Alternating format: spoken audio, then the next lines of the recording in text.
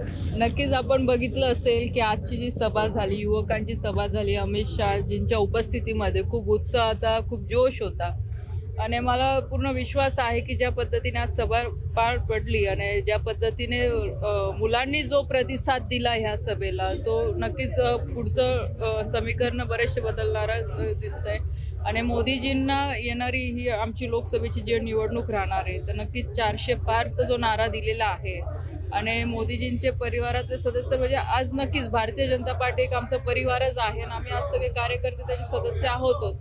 तर पूर्ण विश्वास आहे की जास्तीत जास्त जागा निवडून येतीलच. आजच्या सभेनंतर लोकसभा निवडणुकीच्या अनुषंगाने महत्वपूर्ण सभा मानली गेली. अमित शहाचा दौराही महत्वपूर्ण मानला जातोय. दुसरी यादी महाराष्ट्रासाठी महत्वाची असणार आहे. काय विश्वास वाटतो तुम्हाला?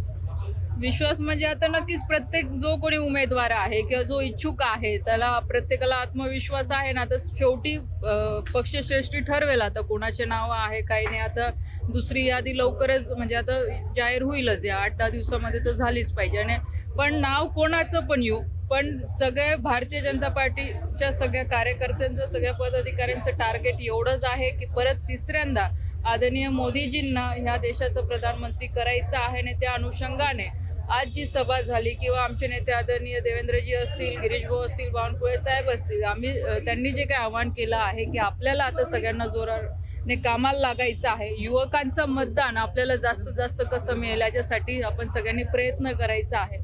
आणि आज जे तुम्ही बघितलं इथे जो काही माहोल बघितलं तर नक्कीच याच्यावर नाही तुम्हाला चित्र स्पष्ट झालंच असं. असं काही नाही. सत्कार हा जिल्ह्याच्याच वतीने होता. तो काही त्यांनी केला म्हणून माझा झाला नाही अशातलं नाहीये. जिल्ह्याच्या वतीने आज कार्यक्रम होता आणि जिल्ह्याच्याच वतीने सगळ्यांकडनं सत्कार झालेलाच आहे. दोन खनिज प्रकरणामध्ये रिलॅक्सेशन मिळाल्याचं कुठंतरी दिसतंय.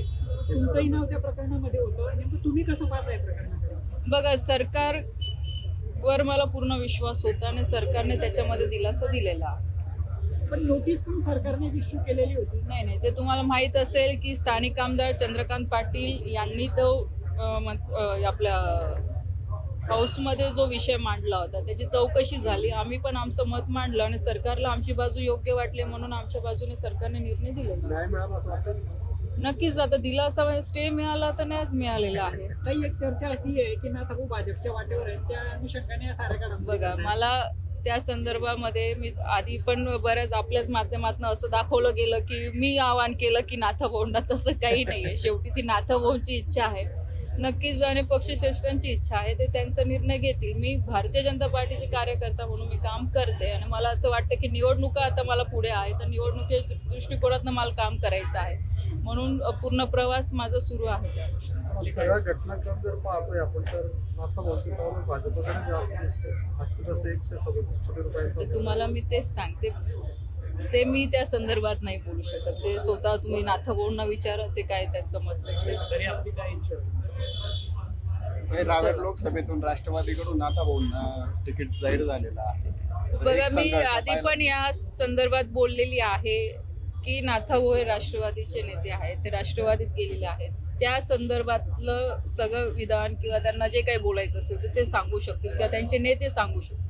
मी आज भारतीय जनता पार्टीची कार्यकर्ता आहे. माझं टार्गेट आहे की उमेदवार जो कोणी असेल, मी असेल किंवा अन्य कोणी उमेदवार, पार्टी ज्याला संधी देईल त्याला जास्तीत जास्त मताने निवडून आणायचं आहे. हे एक ध्येय आहे आणि परत तिसऱ्यांदा मोदीजींना या देशाचं प्रधानमंत्री करायचं. म्हणून समोर कोण आहे काय हा विषय डोक्यात न ठेवता पार्टीकडे फोकस करून पार्टीला कसे जास्त मतदान मिळेल याच्यासाठी माझा पूर्ण प्रयत्न राहतो.